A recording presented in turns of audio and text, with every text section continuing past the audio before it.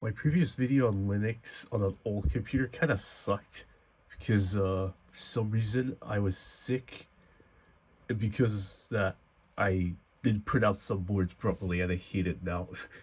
But today we're going to talk about this computer. This is an HP Compact 6735B. At first I thought it was a cool laptop because it has so many ports like IEEE 1394, mostly known as FireWire. It even has a serial port on the side too.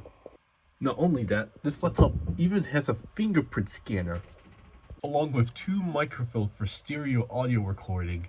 And so I thought this was a cool laptop, but when I first tried using it, unfortunately it has a problem. 99% of the time you turn it on, it refuses to post. But there's also a 1% of the time where it just turns on without having to do anything. And in that case, I considered myself lucky. Unfortunately, that wasn't the case, so I decided to force this laptop to turn on, and now it's running Windows 7. But Windows 7 is boring. We want something better, like Linux. And so I decided to create a flash drive with a Linux Mint installer on it. And so today, we're going to be installing Linux Mint on this HP laptop.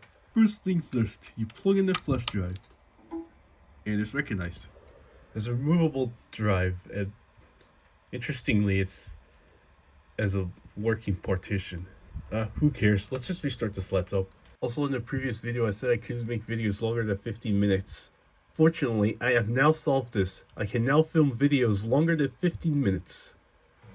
Anyways, let's get into the boot menu. Uh-oh. Alright, I'm back. I just had to turn it off and back on.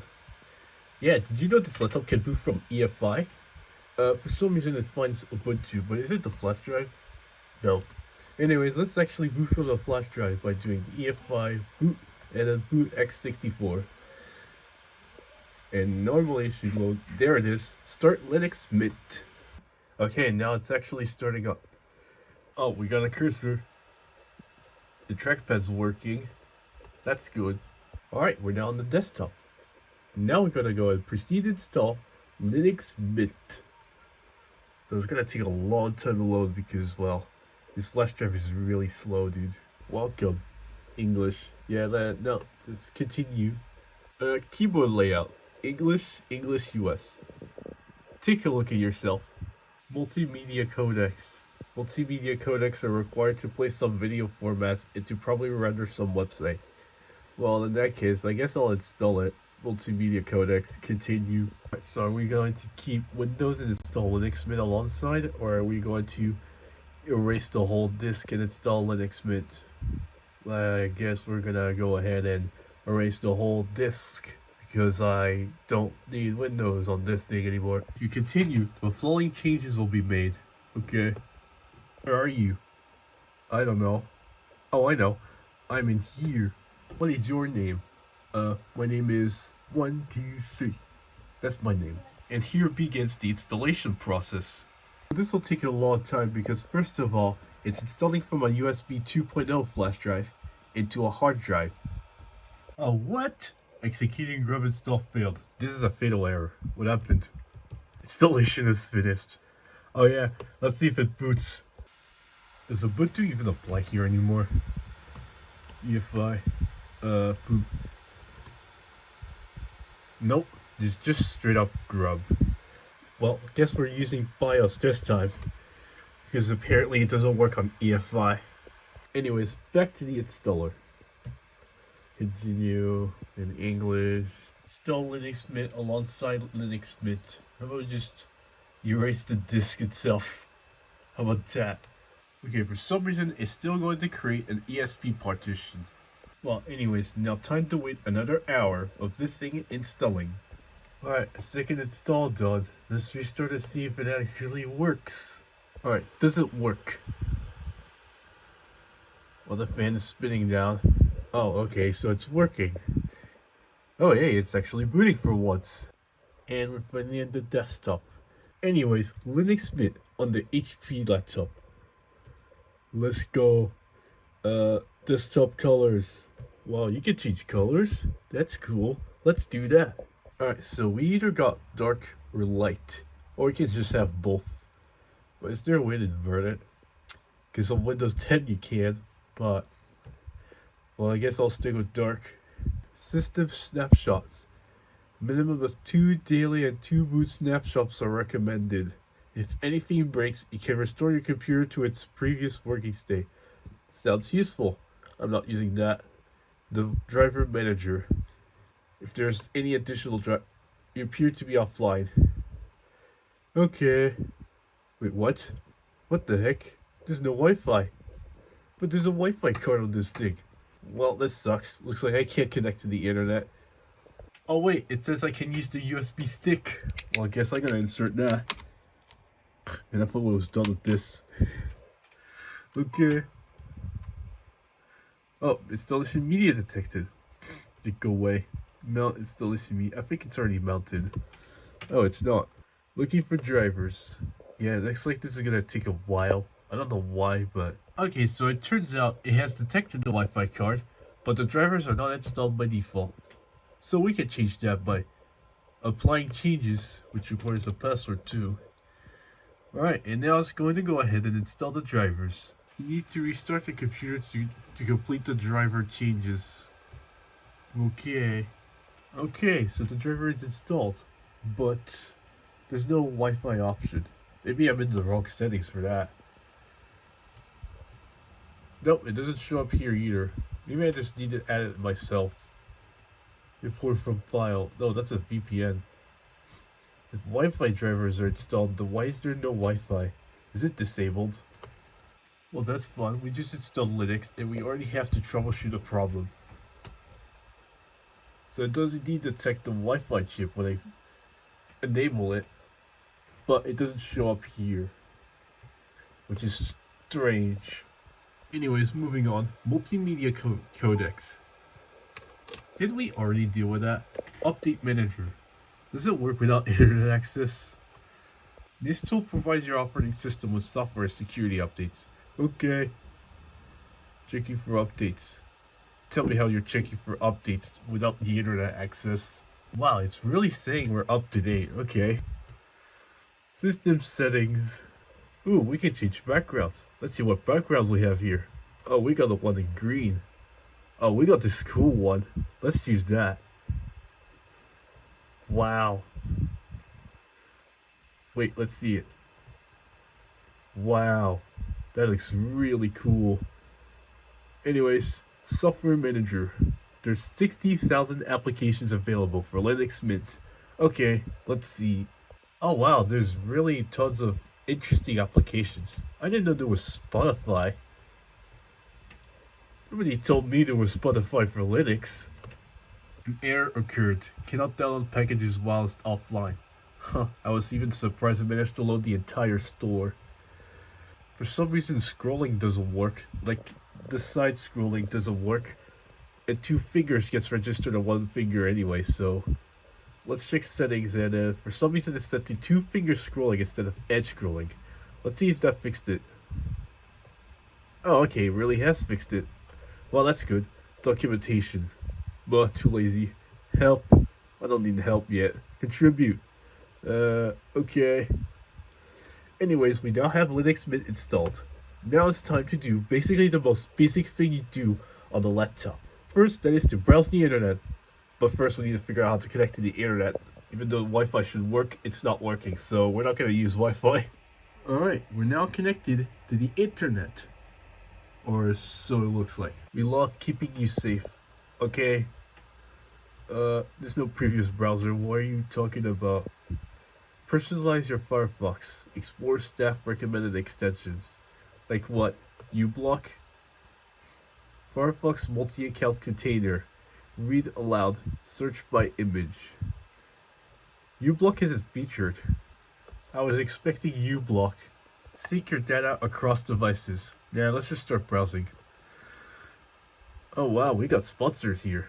Well, don't you worry. You can easily disable it. All you have to do is disable shortcut. Actually, there's a better way. If you want to keep shortcut, you're just gonna go to settings. And here you find support Firefox by enabling censored shortcuts. You can just disable it, and there are no more sponsors. You can also add a really cool wallpaper like this one. Let's use this. Wow, looks nice. What is this doing here? Go away. Firefox privacy notice. You're in control of your data. Okay. Seems like browsing the internet might be doable. Let's open Reddit and see if that's true. Well, Reddit seems to load perfectly. Well, slowly, but surely. And there's Reddit AI in here for some reason. Yeah, for some reason Reddit decided to put their own AI. But this is new Reddit. Let's try old Reddit.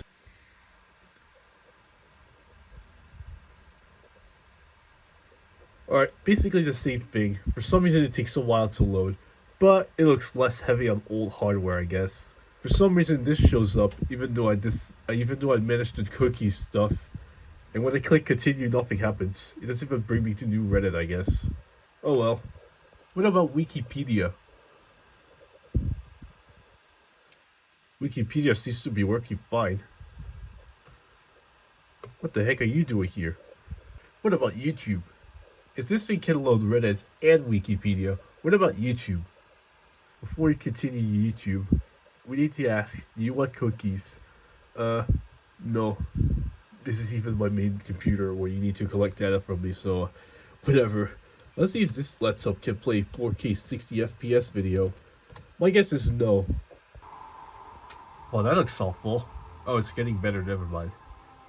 Oh, okay, it's better now. Does this have to do with ambient mode? Annotations? Let's see if it plays better now. Okay, well, it's watchable. It's most likely dropping frames. There's so much blur too. Yeah, it's definitely dropping frames. I'm pretty sure this laptop is normally capable of playing at 720p, but it doesn't seem to be doing well in 480.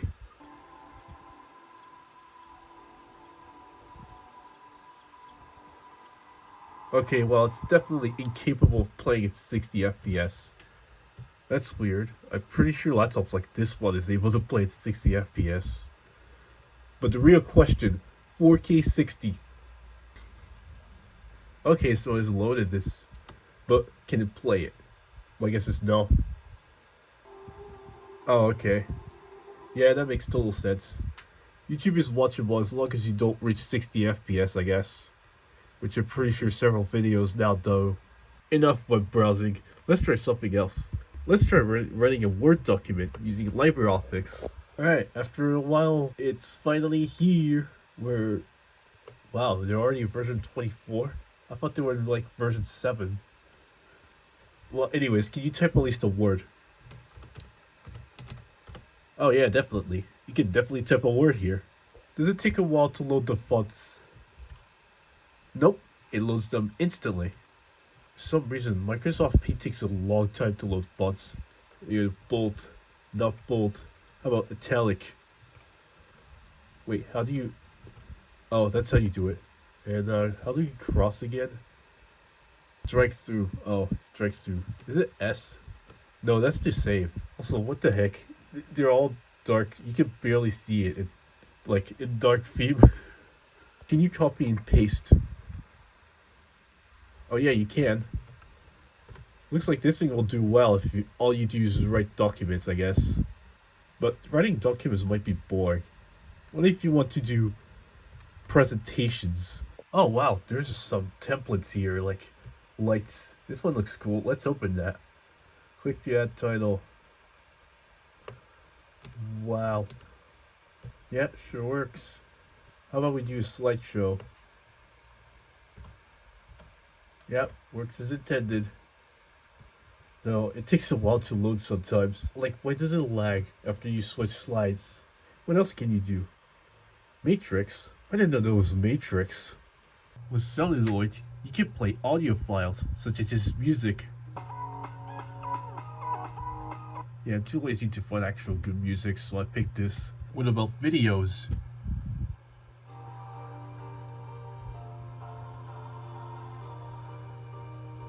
Yeah, it sure works too. So far, this laptop is able to do just the basics, like calculation. Like, what is 2 plus 8? It's 20. Yep, that's correct. Now, what is the square root of 20? No. What is the square root of 20? No, I said 20. That seems about right. So yeah, as I was saying, this laptop is able to do just the basics running Linux Mint, although it's a bit slow. Check how long this laptop takes to start up Linux Mint.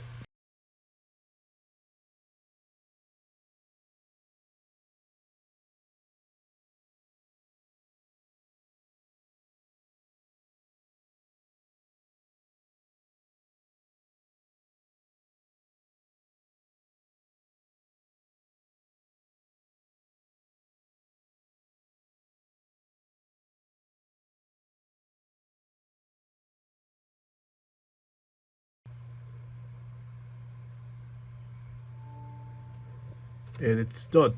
Almost 2 minutes to start up. Well, I guess it's due to the use of the hard drive, which as you can see hovers around the 60 megabyte per second in terms of read, and it hovers right around here in terms of random read too.